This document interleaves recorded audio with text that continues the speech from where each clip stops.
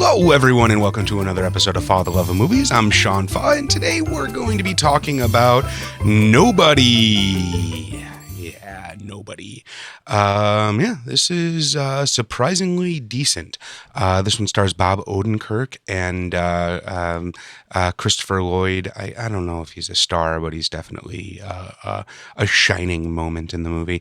Kind of unexpected. I didn't really think there was going to be a whole lot to it going in. Just another shoot 'em up action movie, and quite honestly, there's really not a whole lot more to it. But it embraces that. It really just kind of executes that genre to the fullest with like the most respect you could give to that genre. It treats the world with a care and a precision and an attention to detail that is usually just kind of overlooked in these type of I guess vague sort of not necessarily a whole lot of plot action movies. But it really works in this. Like even just the small details, like just the blood, in the first opening shot, you kind of see Bob Odenkirk kind of bloody and beat up. Certainly not a spoiler. But the way that it is done, it is way more clean and normal and natural and correct than it is on most other action movies or even movies in general. Blood is one of those things that very few movies do take the time to get right. A lot of times it's just, red dye and corn syrup and it's kind of splattered everywhere and you get this like weird sort of like HD red glow from everything. But, real blood has to have that sort of that metallic iron kind of turning rust and like those shades of yellow and like the blue undertones and the bruising and things like that. Like it seems stupid, but it's kind of that opening shot, and it's what you get to study for a couple of seconds there, and it just kind of struck me immediately that this was a movie that took this world seriously, even though the characters themselves are. I don't want to say comedic, but at least with Bob Odenkirk, there's definitely moments of levity. And it's not that mugging to the camera sort of bullshit, action stars say a line sort of comedy thing. Like it is, that true comedic timing that only comes from a real accomplished, comedic actor. And I say that because comedic actors are often looked down upon. They don't often win the Oscar for comedic roles. It's only when they get the serious role that, they get into the Oscar contention. And in my opinion, it really takes a lot more to be a good comedic actor than it does to be just a drama actor. As they say, in comedy, you have to do everything you do in drama, and then you also have to be funny.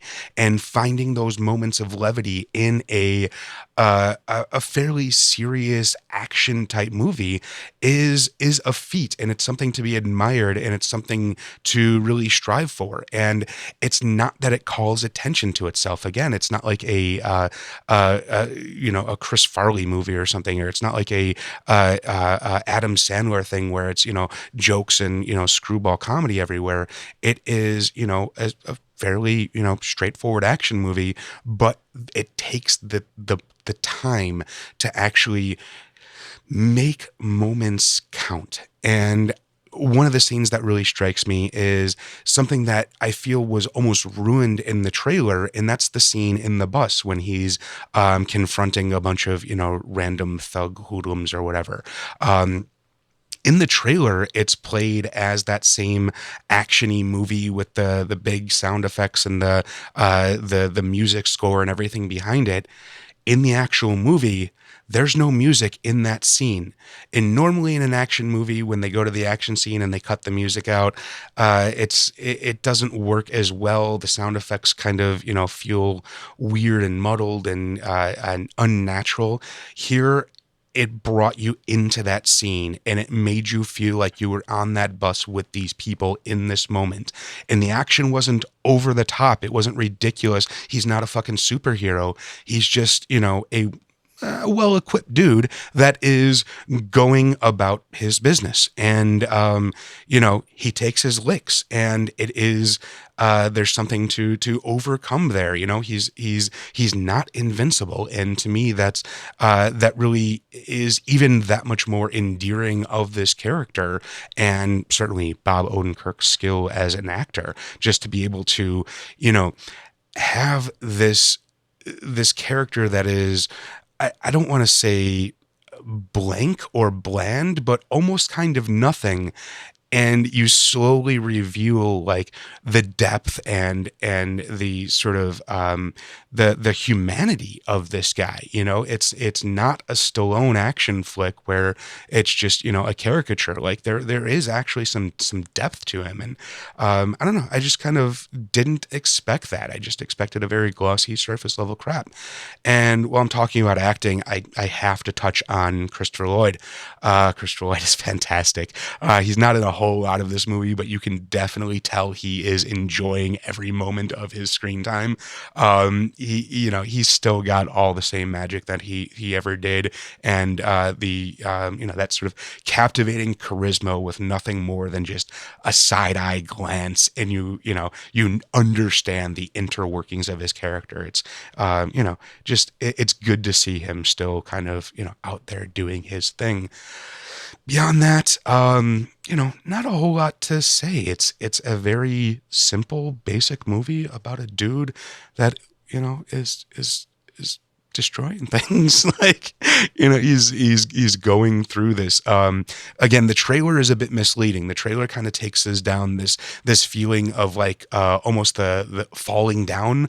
It is it has a lot of this like I guess like defeated male energy to it, and that doesn't really translate to the movie at all. It's not really about him like feeling that he is a failure because he didn't act in this situation like the trailer sets up. It's a little bit more subtle and a little bit more identifiable in a weird sort of way. But yeah, I'd definitely say it's worth checking out, especially before we run out of movie theaters or before they close them down or whatever happens again there. And so this has been For the Love of Movies. I'm Sean Fa. That was Nobody. And check it out. Not too bad. Actually, way better than expected. Bye.